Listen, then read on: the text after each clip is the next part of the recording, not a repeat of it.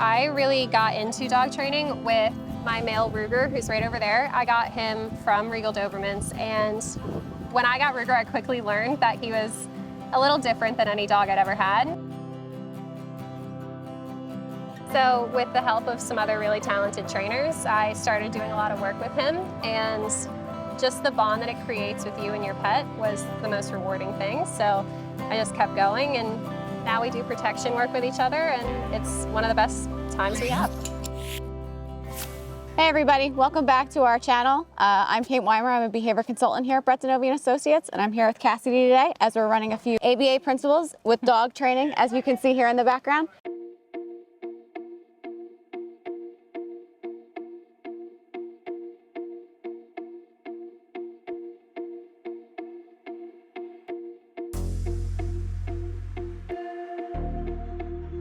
When I got Ruger, I quickly learned that he was a little different than any dog I'd ever had. He is very much a working line dog, so he has a lot of energy, he needs a lot of exercise, and mostly mental stimulation more than anything. I could run that dog for 6 miles and he'll look at me and say, "What's next?" So mentally is really the only way I can make him happy.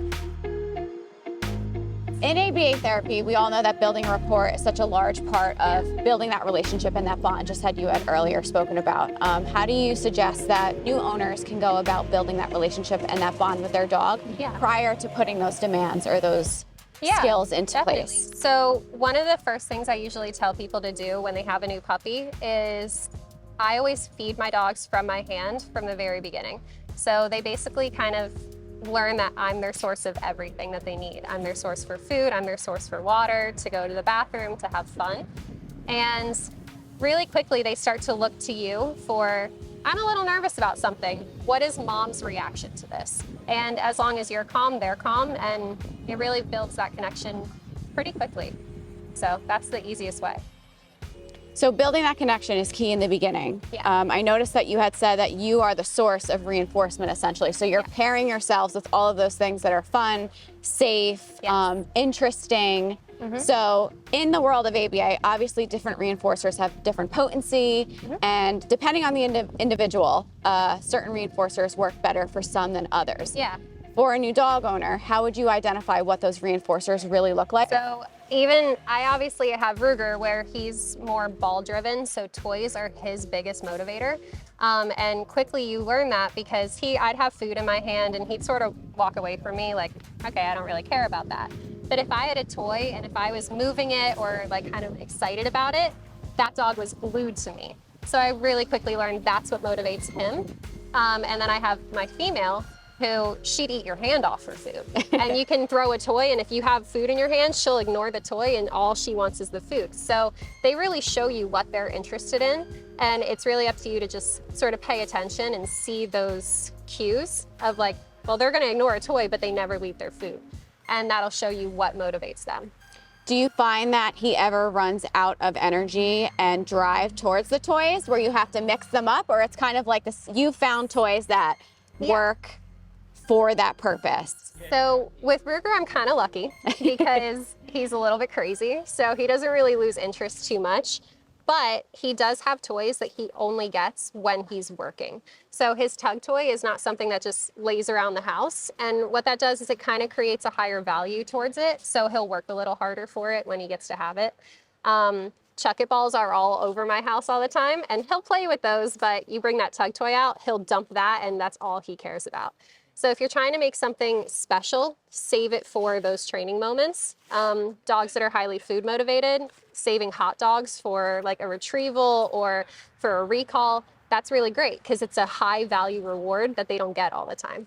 I love that you brought that up because today my dog's trained with hot dogs and they work beautifully. However, just like you had said, they only get hot dogs for this purpose and for this setting because they are high value. And then in ABA, we talk about depriving a certain reinforcer, so it has that higher value and provides that higher motivation. So I love that you brought that up and syncing those two together. It definitely works. They see that toy come out or that food come out and they lose their minds. So I want you guys to go one at a time.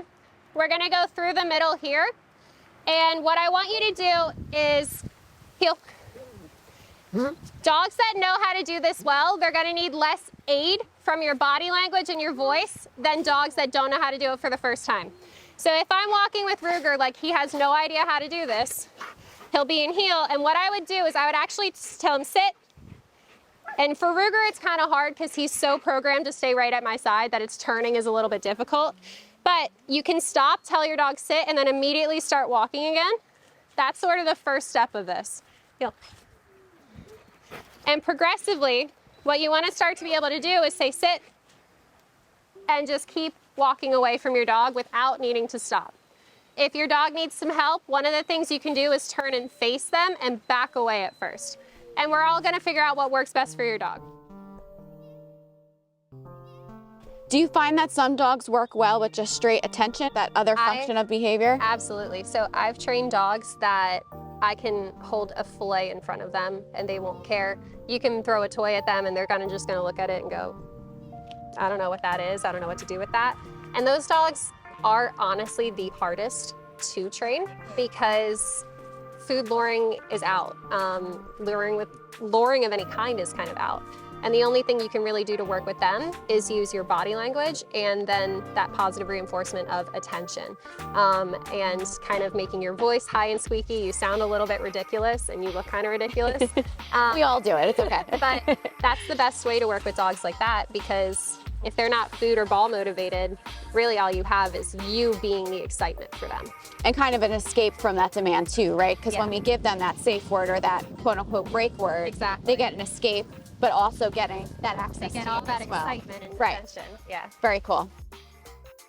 In ABA, obviously positive reinforcement is the best way to shape behavior. Can you kind of go into how we use positive reinforcement to shape smaller behaviors that are, Sure. I just got hit in the head with a leaf, that get linked to larger behaviors and kind of settle as stepping stones Yeah. for a larger goal?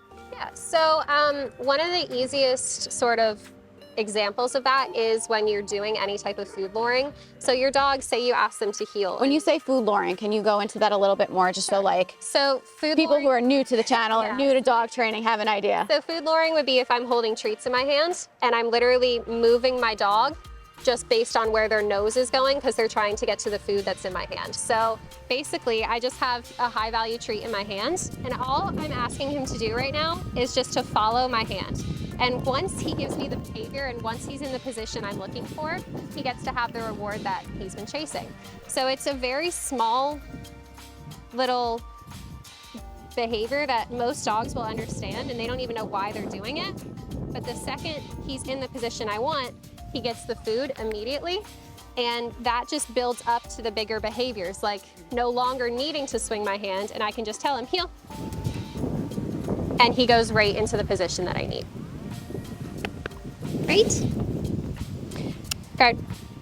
So when talking about immediately reinforcing behavior, Yeah. why is it so important that the food is delivered or the tangible, so those toys or the break Yeah. from the demand is given right when what you're looking for, rather than fumbling with the food, giving it to them a Yeah. few seconds after, or waiting and then breaking them and giving them the toy? Your dog doesn't have situational awareness. They don't really have the ability to understand something 5 minutes ago, like, oh, I'm getting a reward for this behavior I did back then.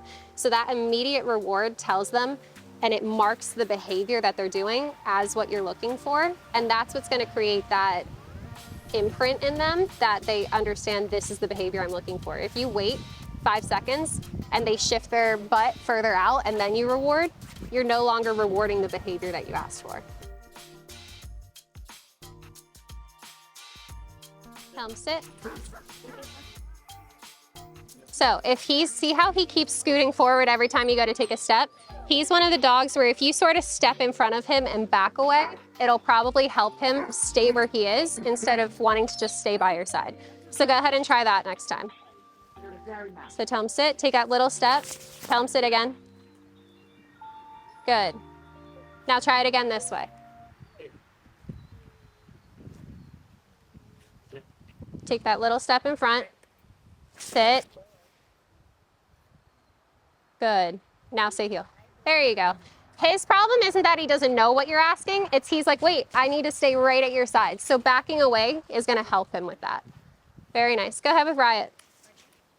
Now, I noticed you talked about being proactive, right? So those antecedent interventions are kind of contriving the environment in a way that makes them successful. Yeah. So an error or a behavior that we don't want to see is less likely to occur. Absolutely. How can you contrive the environment while implementing dog training in a way that makes your pup more successful and more likely to shape the behaviors that you want to see? So you need to sort of build up to what your dog's ready for. For example, if you're at PetSmart and you see a dog that's going crazy and is really reactive and pulling towards the end of their leash, and you know your dog is not going to respond well to that, you have two options. You can either avoid it and you can keep your dog's focus towards you, pay attention to your environment, and just make sure that you're giving your dog the best chance to be successful. Or if your dog is ready for it, which say you have a dog that's more advanced, has been working on heel for a while, has good attention, you can even slowly bring them closer to that distraction and to that dog and see how they do with it, and just slowly get closer and closer to see how your dog is and see where their boundary is at.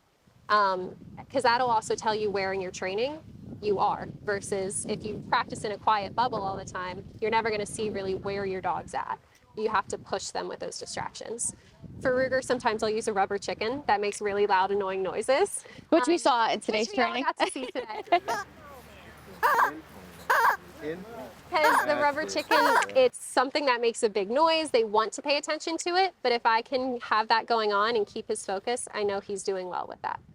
And that's an awesome segue. I wanted to talk about generalization of those skills and how we can kind of throw those distractors within the environment to kind of make sure that those skills are not only maintained, but generalizing across settings, people, different things in the environment that we can't always have. If people don't have access to a large group like this or a bunch of other high energy dogs, that could throw them off. So the best way is to get your dogs out in public and use the public as your distraction. Lowe's and Home Depot, especially during Christmas or Halloween time, have a lot of crazy, scary decorations that are automated and they can make noise for you. So you can sort of push their boundaries there. And the aisles are big. There's loud noises that come randomly. So those are stores that I really love to utilize. And there are occasionally pets in there too. So that's always something that's helpful, but you can easily avoid if your dog's really not ready for it. Thanks for joining us today. If you want to keep disseminating the science, give us a like and subscribe, and put any comments below if you have any questions.